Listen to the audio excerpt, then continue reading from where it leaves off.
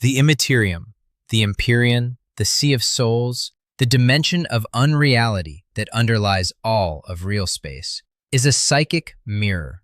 Every thought, feeling, and desire produced by every sentient species in the galaxy radiates outward into that dimension and finds a home there.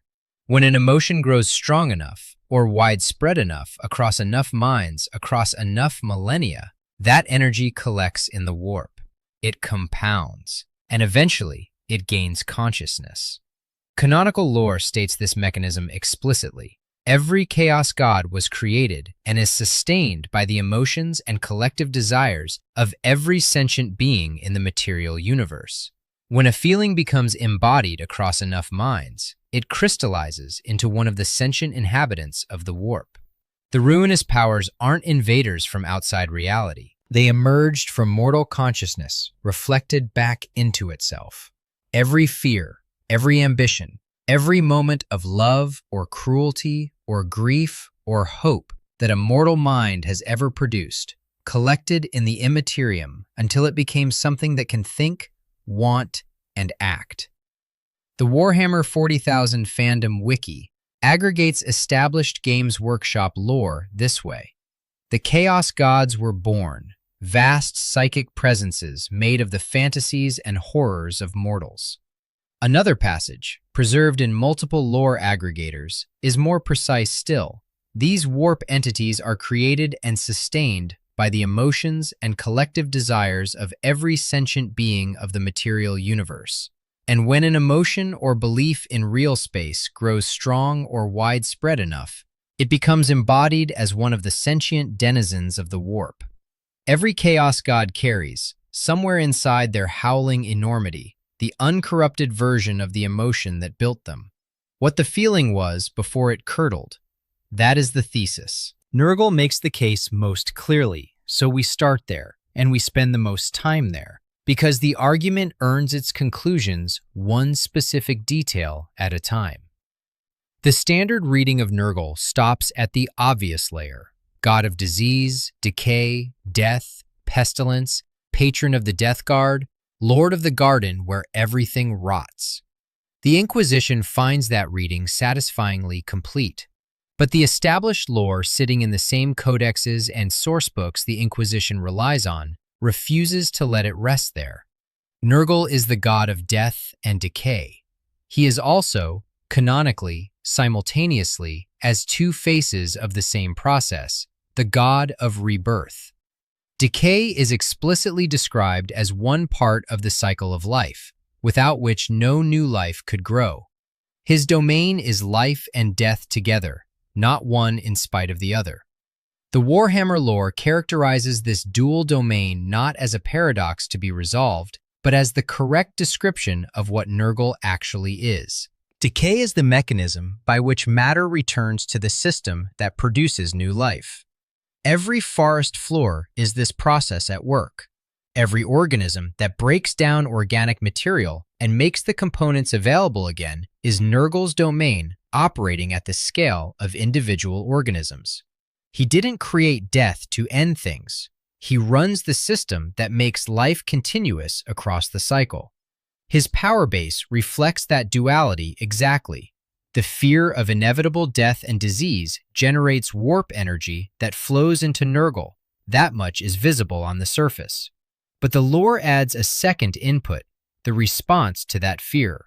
The force that makes mortals keep moving forward in spite of knowing the end is coming. The love that persists even when the outcome is already decided. The stubborn decision of the organism that chooses to keep functioning. Both emotional vectors feed Nurgle, the dread of annihilation and the counterforce mortals produce against it. The question that stops people when they look at Nurgle's followers is this one: why are they happy? They are riddled with disease. Their bodies are doing things bodies aren't supposed to do. Their flesh hosts organisms that would kill an unprotected person in days. And by consistent canonical description, they are genuinely content, joyful, laughing at plagues, ambling through battlefields while their corrupted frames absorb wounds that would drop a space marine, singing songs that make other warriors nervous to hear. The question is legitimate. The answer runs through a mechanism the lore describes in specific terms. Nurgle's followers have looked at mortality directly, not sideways, not through theological comfort, not through the small daily negotiations most sentient creatures make to avoid dwelling on their own annihilation. They looked at it straight, without flinching, and they stopped being afraid of it. That process generates real psychological relief. The low-frequency existential dread that most biological creatures carry, continuously. The background hum of knowing that everything ends goes quiet in Nurgle's followers, because the thing they feared has already happened to them. They are the plague. They became the thing they feared, and then discovered that being the thing they feared was survivable. Official Death Guard materials preserve this transition in a single attributed line. In the embrace of the great Nurgle, I am no longer afraid, for with his pestilential favor, I have become that which I once most feared, death. As a horror statement, this works. As a psychological description, it's precise. The boundary between self and feared object has dissolved. The dread has no target anymore. Whether this constitutes liberation or annihilation of the self depends entirely on the metaphysics the reader brings with them, and Grandfather Nurgle, one suspects, would find both readings equally satisfying. The lore does not describe this piece as a manufactured illusion. It describes it as a transformation, a real change in how the follower relates to existence. Multiple lore aggregations of Games Workshop canon consistently describe Nurgle as a doting and proud parent toward his demons and followers, viewing his diseases as gifts rather than punishments, described as the most kindly of the Chaos Gods across multiple canonical sources. Does the primary material draw a clean line between authentic warmth and a cosmic horror's perfect simulation of warmth? Honest answer, that line isn't drawn. But the sources also don't describe the warmth as performance. And the emotional result in Nurgle's followers, the repeatedly documented state of contentment and release from existential terror, is real by every functional measure the lore provides, regardless of what is happening at the metaphysical level. Whether Nurgle's love is genuine feeling or a perfectly calibrated system that produces all the outputs of love, it functions. For Nurgle's children, that distinction may be the only question in the universe that genuinely does not matter. Games Workshop itself uses the Grandfather Nurgle framing across official social media and published materials, not as community-generated fan language, but as authorized positioning. He is, in GW's own published register, your grandfather, the warm, enormous, perpetually enthusiastic one, who is always glad you came home. Before the Plague Wars. Before the title of Fetid Brewmaster, before the rank of Great Unclean One, and before Kugath stood as first in the favor of Nurgle, there was a Nurgling. Nurglings are small. They are the chaotic, tumbling, infinitely enthusiastic daemon creatures that swarm through Nurgle's garden in enormous numbers, scrambling over each other in the rot, grabbing at things, delighting in the texture of decay and the smell of fresh spores and the warmth of proximity to one another and to their father. They are, in every depiction across the lore, Nurgle's children, produced by him endlessly, beloved by him without condition or qualification. The garden is full of them. They swarm around his legs as he tends his cauldrons, cluster at the edges of whatever project he is working on, reach up toward him with small green arms. Nurgle produces them and loves every one of them with the indiscriminate warmth of a grandfather who simply can't imagine not being pleased to see you. The Nurgling that would become Kugath was in the garden the day Nurgle was working on something extraordinary. Nurgle tends to work on things. The garden is a perpetual laboratory, a place of endless experimentation with disease and organism and affliction and growth. All of it attended by a vast intelligence that finds each new compound genuinely fascinating, that tastes new plagues with the enthusiasm of a craftsman encountering a perfect material. The project in question was a concoction of extraordinary virulence, even by Nurgle's standards. Something that might, if properly developed, represent a genuine masterwork of pestilential craft, a plague with properties that no existing disease could match, built from years of careful cultivation and combination. The cauldron sat in the garden, enormous and bubbling, full of the worst and most wonderful things Nurgle had assembled in his long history of assembly. One Nurgling, small and curious and clumsy in the particular way small creatures are clumsy, got too close. Reached for the edge of the cauldron the way small things reach for things they find interesting, without the cognitive architecture to evaluate whether the interesting thing is also dangerous. Leaned. Fell. He didn't simply fall in. He drank. Consumed the concoction with the total, undiscriminating commitment of a small creature that has no concept of consequence. Every drop Nurgle had been carefully developing, absorbed all at once, by an organism that had absolutely no business absorbing it. What pulled itself out of that cauldron wasn't the Nurgling that had fallen in. The transformation was immediate and irreversible. A great unclean one stood dripping at the cauldron's edge, vast, ancient feeling in the way that demons sometimes are when they have absorbed too much power in too compressed a moment. One of the most powerful demonic beings in Nurgle's hierarchy, where moments before there had been one small, enthusiastic child. The Lexicanum preserves the name, Kugath Plaguefather, most favored of Nurgle in the period before the Plague Wars. The Fetid Brewmaster. Nurgle's response to finding a great unclean one where a Nurgling had been is described in the canonical sources with a specificity that matters. He was unperturbed, characterized as always a forgiving father toward his children. No punishment, no withdrawal of favor, no cosmic rage at the disruption of the project. The enormous being looked at what had become of his Nurgling, and the warmth remained intact, because for Nurgle, his children becoming something greater isn't a complication. It's the point.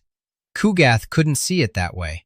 The guilt that defines Kugath's existence, and it's presented as genuine guilt, not a demon's performance of guilt, but an actual theological conviction about what he did, is this.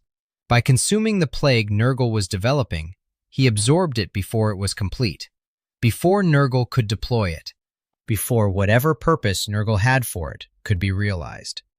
Kugath carries the belief that he accidentally stole Nurgle's finest work, that his small creature's enthusiasm erased something that would have been extraordinary, that the great unclean one he became is built from something he had no right to take, even unintentionally, even as a Nurgling who didn't know what he was reaching for.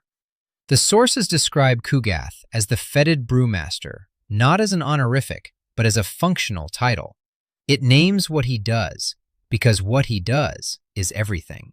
He is characterized as one of the most willing of Nurgle's demons to enter the physical realm, drawn out of the warp repeatedly by the needs of his work. His willingness to cross into real space, which most demons of his stature avoid as an inconvenience, is the direct product of guilt. The physical realm has ingredients. Planets have organisms. Populations have immune systems worth studying, pathogens worth cataloging, biological processes worth understanding in detail. He descends into real space to harvest components and return to his eternal labor. The labor itself is the recreation project. Every compound Nurgle used, every ingredient in the plague Kugath consumed, every property of the disease that transformed him, he is trying to rebuild it from the outside in, without the original formula, working from the effects he knows the plague produced and reverse engineering toward the cause. He has been doing this for centuries, possibly millennia. He produces new plagues constantly, deadly ones, refined ones, diseases of real sophistication that other servants of Nurgle deploy across the galaxy. None of them is the one. None of them satisfies the standard he is certain the original met. So he begins again. Nurgle forgave Kugath immediately. Kugath can't forgive himself. And Nurgle, the forgiving father who asked nothing in return, who held no grudge, who was unperturbed by the accident, lets his child carry the obsession, because that is simply what Nurgle does. He lets his children be exactly who they are. The guilt is Kugath's to hold. Nurgle doesn't need him to put it down. Nurgle just keeps the garden going, rings his bell for each new soul that arrives, and watches his most diligent child work. The bell rings every time a new soul succumbs to one of Nurgle's plagues. Every ring is a celebration. Every soul that arrives is welcomed into the family, because in Nurgle's theology, death isn't departure, but arrival. Every person who dies of disease comes home to grandfather's garden, where the rot is warm and the Nurglings tumble over each other in greeting, and nobody ever has to be afraid of the end again, because the end is just another beginning in the garden's endless cycle. The creative materials that have illustrated Kugath's origin, particularly during the Total War Warhammer 3 production, in which lead writer Andy Hall discussed the character, note the tonal choice made consistently. Storybook aesthetics applied to the origin of a plague demon. Soft presentation, round shapes. The visual and narrative language of something told to children applied to something that ends civilizations. This is a deliberate artistic decision, and the reason it works as horror is precisely because it isn't ironic. The story of Kugath is genuinely a story about a small child who broke something valuable by accident, was immediately and fully forgiven by the parent, and then spent the rest of his existence in penance anyway, because the parent's forgiveness couldn't touch the guilt. It's a tragic structure, a storybook tragedy about the most dangerous plague demon in Nurgle's hierarchy, who is also, at some foundational level, still the Nurgling who fell into the cauldron. The architecture of Nurgle's entire domain is paternal in this specific way.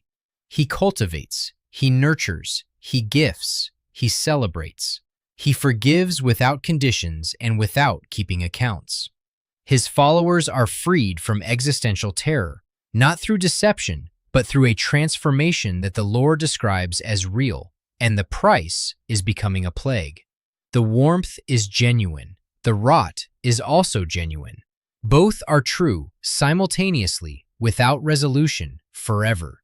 Nurgle's children don't feel corrupted, they feel found. The lore, across multiple canonical framings, does not describe that feeling as a lie. Khorne is the one most people are most confident they understand, which is exactly why the nuance lands harder when you find it sitting in the lore they thought they already knew. The surface layer is accurate as far as it goes. Khorne, the blood god, lord of rage, was the first of the 4 chaos gods to awaken. The Lexicanum notes this specifically, a fact that carries its own implication. He emerged from the earliest and most fundamental of mortal emotional outputs. Violence and killing predate civilization, predate agriculture, predate the first written language.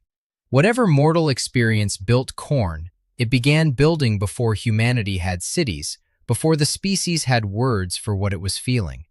He arrived first because the feeling that produced him is the oldest one. The lore describes Khorne simultaneously as the god of anger, violence, and hate, and as the god of courage, strength, and martial honor. Both characterizations appear in the same canonical descriptions, not as competing interpretations from different schools of thought, but as the same being described from 2 angles. The Lexicanum states specifically that Khorne inherited the instinctive values of martial honor, pride, and bravery. The word inherited matters here. It implies these values are native to his nature, present in what he is, not merely attributed by followers who want a theological justification for their bloodshed. Multiple lore sources aggregate the same canonical description, a being that respects strength and bravery, that takes no pleasure in the destruction of the weak, that finds the helpless beneath his notice because they offer nothing worth his attention. Khorne wants the encounter that costs something, the fight where both sides have a genuine chance, where the outcome is determined by skill and will and courage rather than a mismatch of capability. He wants warriors across from warriors, not wolves across from sheep. The worthy opponent, the honest contest, these are the conditions under which Khorne's ideal actually operates. This understanding illuminates his famous contempt for sorcery, which is canonical and consistent across the lore in both Warhammer Fantasy and 40k contexts. Khorne hates magic specifically because it allows you to kill your enemy without the risk of standing in front of them. A sorcerer destroys from safety, from distance, without putting their own survival in contest. The outcome is decided without an honest exchange of risk. In Khorne's framework, this is cowardice. Not cowardice in the sense of preferring safety over danger, but cowardice in the specific sense of seeking victory through means that avoid the test. If you can't win face-to-face, you don't deserve to win.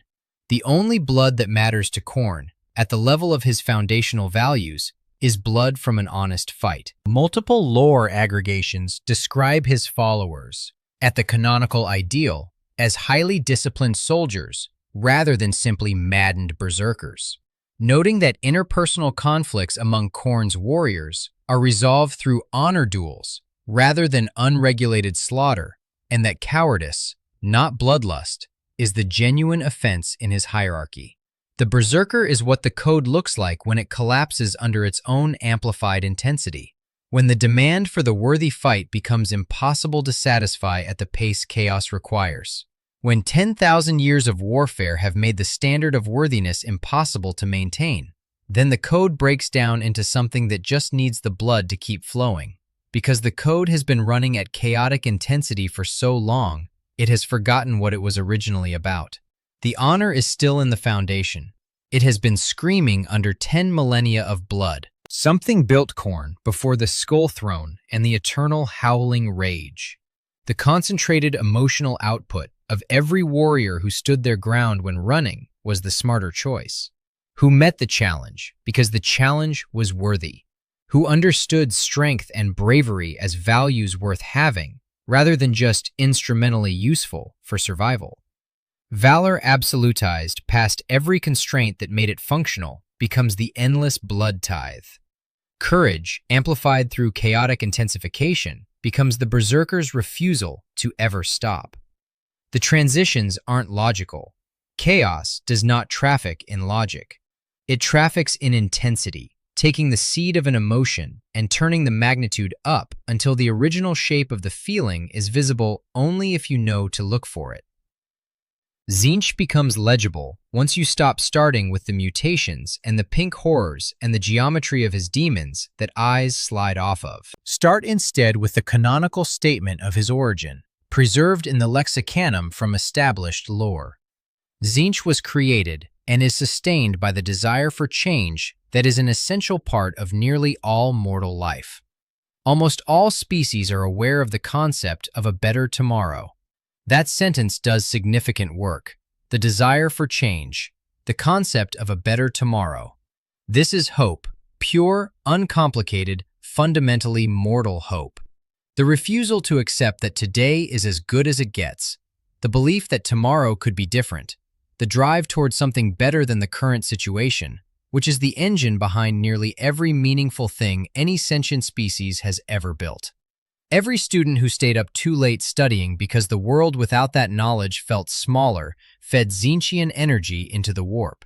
Every person who looked at the current arrangement of power and believed it wasn't the only possible arrangement. Every craftsperson who wasn't satisfied with yesterday's work and tried to improve it. Every being that looked at its circumstances and thought, I can do better. Tzeentch was assembled over unimaginable spans of time, from one of the most constructive impulses in mortal consciousness. His domain specifically includes hope, not merely ambition or plotting or the labyrinthine scheming he is famous for, but hope as a raw material, the expectation of a future worth arriving at. The corruption of this particular positive origin is more philosophically self-defeating than any of the others. Tzeentch feeds on hope and the desire for change, but his fundamental nature requires things to keep changing. A realized hope is a finished thing, resolved, static, no longer generating the psychic output that sustains him. A satisfied ambition falls silent in the warp. Tzeentch, by the structural logic of his existence, can't allow any of his plots to achieve permanent completion, because a universe in which everyone has arrived at their desired tomorrow would go quiet in the Immaterium and stop feeding him. He engineers ongoing change rather than resolved outcomes. He keeps the game moving because a finished game provides nothing. The just-as-planned framing, the sense that every outcome serves some deeper purpose of Tzeentch's, is rooted in this structural reality.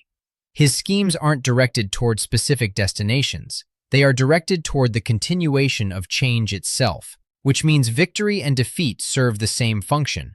What matters is that nothing settles. The god of hope has a structural interest in hope remaining perpetually unfulfilled, because a hope that has been satisfied has stopped being a hope and started being a memory, and memories don't feed Tzeentch. He gives every ambitious creature the fire to reach for a better tomorrow, as long as that tomorrow never fully arrives. His relationship to knowledge operates on the same axis. Knowing more is better than knowing less, until the knowledge Tzeentch offers reveals itself as the kind that changes you in ways you didn't consent to. The Thousand Suns, the Space Marine Legion dedicated to Tzeentch and to the pursuit of knowledge above all other virtues, followed their Primarch Magnus the Red in a quest for understanding that ended with the Rubric of Ahriman, a desperate sorceress working intended to halt the mutations consuming the Legion, executed by Chief Librarian Ahriman after the Horus Heresy. The rubric didn't fail in a small way. Approximately 1,000 Space Marines were sealed inside their power armor as dust, their souls imprisoned in suits of animated ceramite, their identities preserved in a state suspended between life and death. The Legion that had reached for knowledge above all things was given exactly what it reached for, a transformation so total that the humanity of its members was the price of admission. Magnus had sought understanding. His sons received it. Slaanesh is the hardest argument to make, and not for the reasons people usually cite. The lore on Slaanesh's origin begins not with depravity, but with a civilization at the height of its development. The Eldar, the species whose psychic output built Slaanesh, not through deliberate ritual, but through the gradual accumulation of millions of years of lived experience, were, at the apex of their power, the most artistically and emotionally sophisticated species the galaxy had produced. Their civilization preceded humanity's by millions of years. Their craftwork, architecture, and emotional range had achieved developments that no other species has since approached. The Eldar at their height could experience aesthetic and sensory states for which human neurological architecture has no equivalent processing capacity. Perceive sensations that human nervous systems can't register. Produce art that engaged the full range of a psycher-amplified consciousness. What they pursued was excellence. The fullest experience of sensation and creativity and passion that their civilization could reach. The peak of what it meant to be alive as an Eldar, which was a considerably wider peak than what it means to be alive as almost anything else. They weren't initially pursuing depravity. They were pursuing the summit of what their extraordinary capabilities allowed. Every great Eldar artist refining their craft, every craft worker pushing the limits of their medium, every individual reaching toward the most complete expression of their particular passion, all of it radiated into the warp. Millions of years of a civilization's concentrated psychic output accumulating in the Immaterium. The lore traces Slaanesh's birth to the event the Eldar call the Fall, placed in M30 in the centuries before the Horus Heresy, when the accumulated weight of those millennia crystallized in the warp all at once in a catastrophic instant. The resulting psychic implosion tore a hole in real space the size of multiple star systems, creating the Eye of Terror. The majority of the Eldar population died in that moment, their souls consumed by the newborn god. The survivors called it the Fall simply because there was no other word for the before and after. Their civilization on either side of that event are different things. The Eldar who survived built everything that followed around the lesson of what the Fall taught them. The Craftworld Eldar developed the Path System, a disciplined progression through different life pursuits, moving deeply through one passion at a time before transitioning to the next. A psychic practice specifically engineered to prevent any single drive from consuming the individual completely. They lived deliberately smaller versions of the emotional range their ancestors explored. Every constraint of the path system is a monument to what happens when an Eldar civilization has no such constraints. The philosophical point is that Slaanesh wasn't built from corruption. Slaanesh was built from a civilization's sincere pursuit of excellence. The passion that produced him was real. Every artist who has pursued perfection past the point where it was healthy, every person who chased a peak experience past the point where it was good for them, understands the Eldar on a gradient. The Eldar reached for it, with an entire civilization's psycher-amplified output, sustained across millions of years, with no mechanism to stop. What emerged was Slaanesh. What was destroyed was an empire. What was left was the Eye of Terror, and the Craftworld Eldar's endless, careful, grief-shaped restraint. The mirror thesis only holds if it works in both directions, and this is where the lore becomes genuinely complicated in ways worth naming clearly. Negative emotions generate warp energy more efficiently than positive ones. Fear, rage, despair, obsession.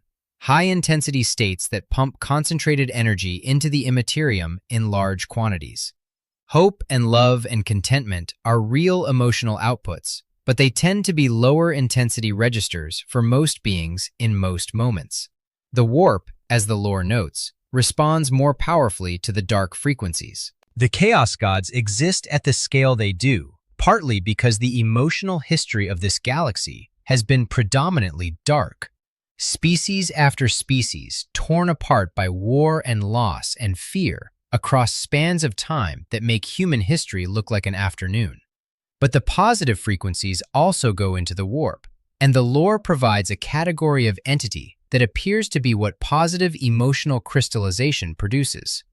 Living saints. Saint Celestine being the most prominent example in the 41st millennium, operate in the lore as a contested but persistently described phenomenon. Celestine has been killed definitively, physically, verifiably killed multiple times across documented conflicts. She returns. Her return isn't biological or mechanical. Community lore discussion, drawing on Codex-era descriptions of the Sisters of Battle and Adepta Sororitas, frames it as a warp phenomenon, the concentrated faith and devotion of millions of Imperial believers accumulated in the Immaterium over 10 millennia of the Imperium's history, manifesting in the material world as resurrection. The primary source grounding for this framing is less firm than for the Chaos God material. The lore here is genuinely more ambiguous, and the mechanisms are less explicitly stated. The Imperium's own interpretation of Celestine is miracle rather than mechanism. But the structural logic of the warp framework points somewhere specific. If the Immaterium mirrors mortal consciousness, and if mortal consciousness includes faith and devotion and hope as real emotional outputs, those outputs go into the warp. They accumulate. The question is what they produce when they accumulate in sufficient quantity. Living saints may be the most visible answer the lore is willing to offer. Warp-generated phenomena, built from love and belief rather than hatred and terror. The God Emperor occupies the center of this question without resolving it. The greatest psyker in human history by canonical lore description, a being whose psychic presence powers the Astronomicon, the beacon at the heart of Terra, sustained by the continuous psychic sacrifice of thousands of psykers that guides every Imperial vessel through the warp across the galaxy. In his current state on the Golden Throne, suspended between life and death, his presence in the Immaterium is a continuous and enormous feature of the warp's landscape. Whether that constitutes a warp entity in the same structural sense as the Chaos Gods is, deliberately, a question the lore declines to answer cleanly. Senior Inquisitors are uncomfortable with the implications and prefer the subject be approached with extreme theological caution. The structural implication stands regardless. The warp receives what mortal consciousness produces. For 10,000 years of the Imperium, and for the centuries of human darkness before that, what it received was predominantly rage and terror and despair. The Chaos Gods are enormous because those frequencies were enormous. But billions of Imperial citizens also poured faith and hope and devotion into the Immaterium across those same 10 millennia. Where that went, what it produces, what it might eventually become, is a question the 41st millennium hasn't yet fully answered. Pull back to the complete picture. Khorne was assembled from the concentrated emotional output of every warrior who ever stood their ground when running was the rational choice.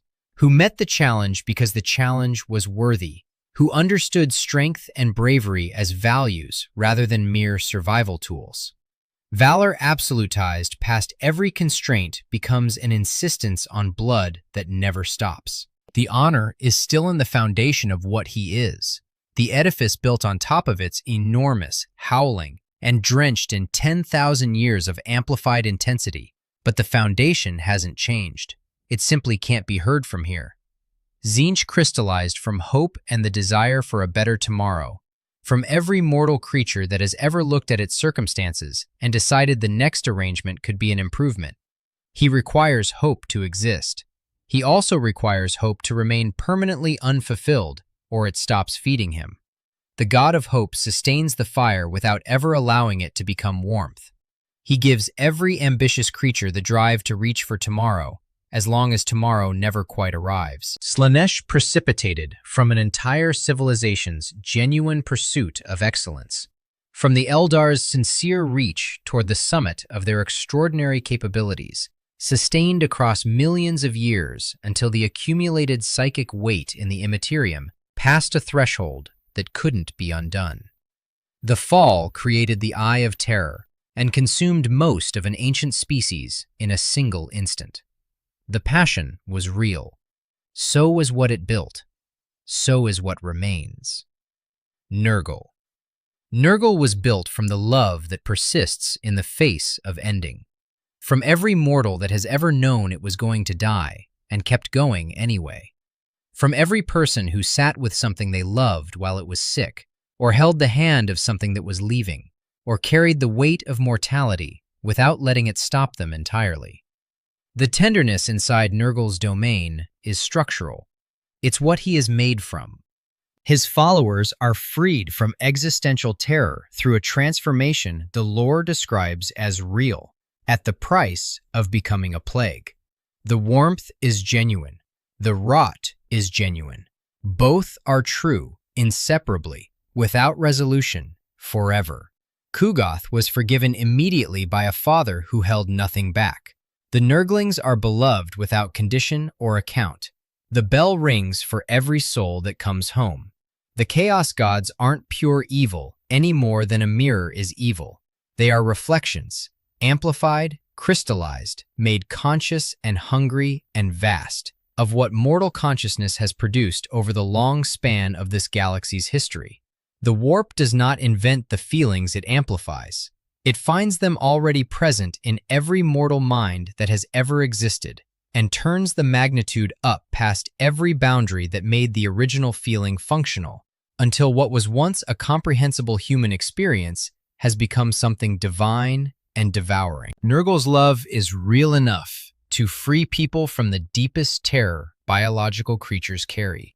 Kugath's guilt is real enough to drive a great unclean one across the physical realm for centuries in search of a plague that will make good on a debt a forgiving father already canceled. The Nurglings reach up with small arms, and someone always reaches back. If the warp is a mirror, then the Emperor's light and Nurgle's warmth operate by the same principle. Positive and negative poles of the same fundamental mechanism, mortal consciousness projected into the Immaterium and made substantial. The difference is what was poured in and in what quantities across the long, dark history of a galaxy that has known very little peace. The most disturbing thing about the 41st millennium isn't the darkness in the warp. It's everything true and beautiful that fed it. The Inquisition is, at this point, already filing the paperwork. Subscribe. There is considerably more heresy where this came from.